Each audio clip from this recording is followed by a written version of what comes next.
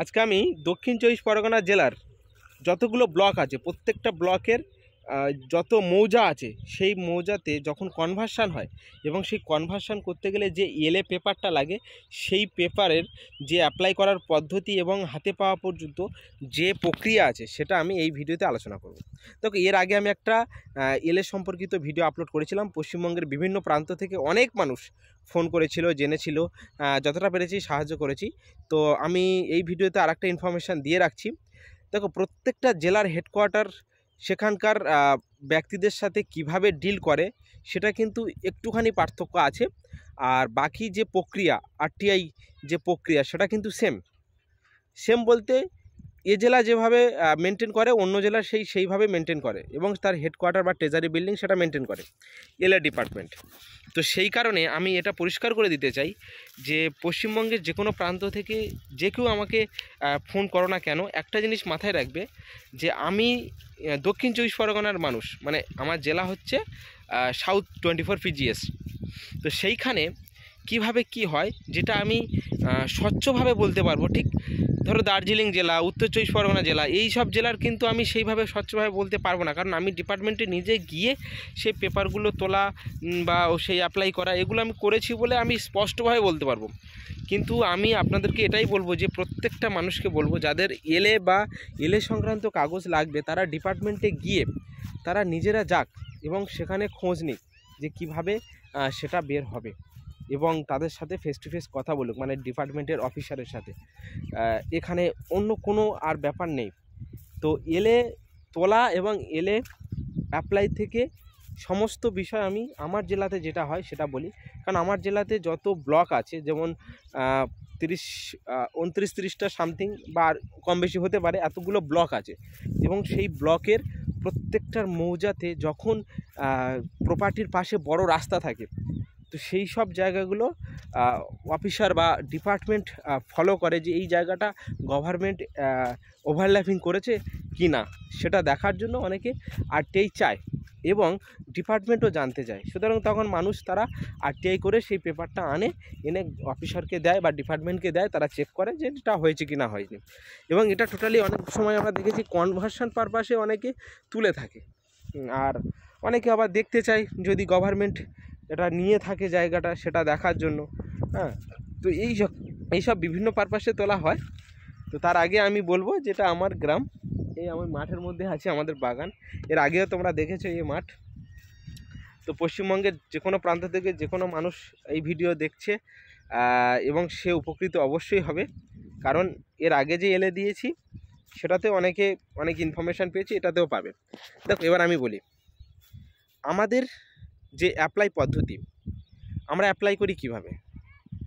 আমাদের যে মানে এলএ ডিপার্টমেন্ট সেখান থেকে একটা ফরম্যাট দিয়েছে, অ্যাপ্লিক্যান্টের নাম, ঠিকানা, বাবার নাম, তারপরে যে প্রপার্টির উপর আমি এলএ চাইছি বা যে সম্পত্তির উপর আমি চাইছি তার স্পেসিফিকভাবে আরএস দাগ নম্বরটা লাগবে।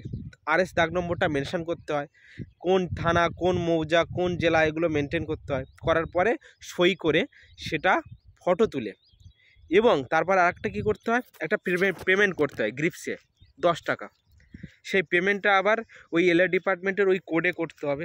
করার পরে ওখানে ওই যে পেমেন্টের কাগজ, এদিকে এই যে অ্যাপ্লিকেশনের কাগজ, দুটো ফটো তুলে নিয়ে আরটিআই এলএ 24 পিজিএস বলে আমাদের একটা মেল আছে সাউথ 24 পরগনায়, সেইখানে এটা মেল করতে হয় ফটো তুলে নিয়ে, এবং এটা নির্দিষ্ট কেবির মধ্যে 100-150 কেবির মধ্যে থাকতে হবে, 100 থেকে 150 কেবির মধ্যে থাকতে হবে।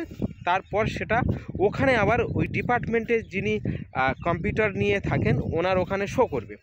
সুতরাং চাইলেও আমরা বেশি সাইজে দিতে পারবো না, 1 MB বা 2 MB করে দিতে পারবো না, দিলে ওপেন হবে না।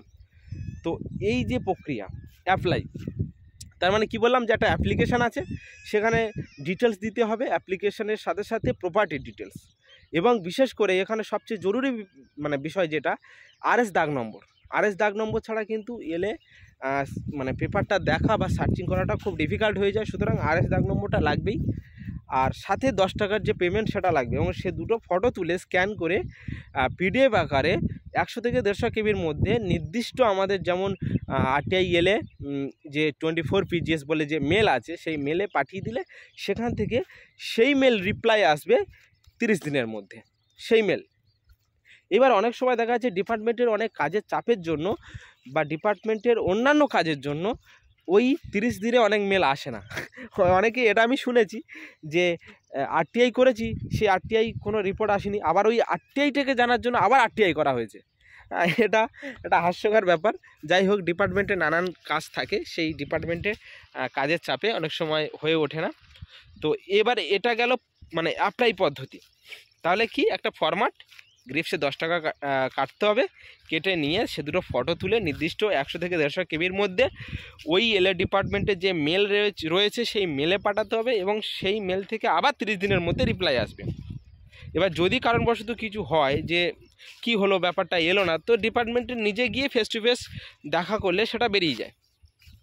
এই হচ্ছে আমার দক্ষিণ 24 পরগনার যে এই 29 থেকে 30টা যতটা ব্লক আছে, সেই ব্লকের যতগুলো মৌজার আছে সমস্ত মৌজার কিন্তু কাজ এমনইভাবে হয়, যেটা আমি প্র্যাকটিক্যালি করেছি অনেক সময়, তার অভিজ্ঞতা নিয়ে আমি বলছি।